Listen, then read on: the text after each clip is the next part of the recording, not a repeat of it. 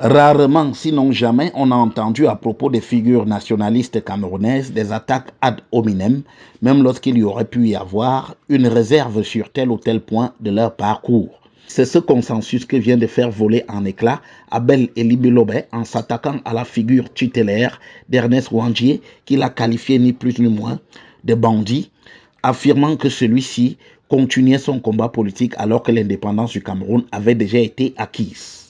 Quand on arrête Ernest Ouandié, qui est un bandit. Sur le terrain de la comparaison entre Ernest Ouandié et Abel Elimbi Lobé, il n'y a rien de commun. Alors qu'à 26 ans, Ernest Ouandié était un fonctionnaire opiniâtre déterminé à faire accéder le Cameroun à l'indépendance dignement, y compris en se sacrifiant, au point qu'à cette ère-là, il s'était déjà affirmé comme une figure majeure de la politique au Cameroun. De son côté, à plus de 50 ans révolus, Abel Elimbi Lobé brille surtout par ses sorties tonitruantes et d'inspiration tribaliste uniquement dans les médias. Et il y a lieu de relever qu'il en est resté à cette vieille conception issue des siècles du pouvoir néocolonial camerounais qui n'a eu de cesse de qualifier les nationalistes de maquisards, voire de bandits simplement.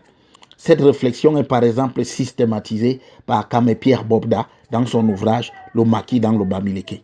C'est pourtant à une approche différente, déjà amorcée par l'amnistie de 1991, qu'il faut aller. À ce sujet, Ernest Ouandié est une référence du mouvement nationaliste camerounais. À la mort de Félix Roland Moumié en 1961, c'est lui qui reprend la tête de l'UPC à travers l'Armée de libération nationale du Cameroun, ALNK, en s'opposant dans le Mongo aux exactions de certains militants nationalistes, mais surtout en projetant de rétablir les libertés publiques mises entre parenthèses par le pouvoir de Yaoundé. Cela après avis des électeurs. Comment un bandit aurait-il pu être épris des principes démocratiques alors même que ceux qui le vouaient aux gémonies, dont Elimbi Lobé est certainement fier, n'en avaient que du mépris? La réponse à cette question est parfaitement illustrée dans le procès qui allait conduire à l'assassinat de Ernest Ouandié en 1971, une vraie forfaiture devant le tribunal militaire de Yaoundé. Depuis lors, à ce sujet, la peur qu'il inspirait à Yaoundé a été maladroitement résumée par une formule attribuée à Amadou Ahidjo. Je méprise mon séant Dormont, je vais le gracier. Par contre, je respecte Ouandié, il sera fusillé.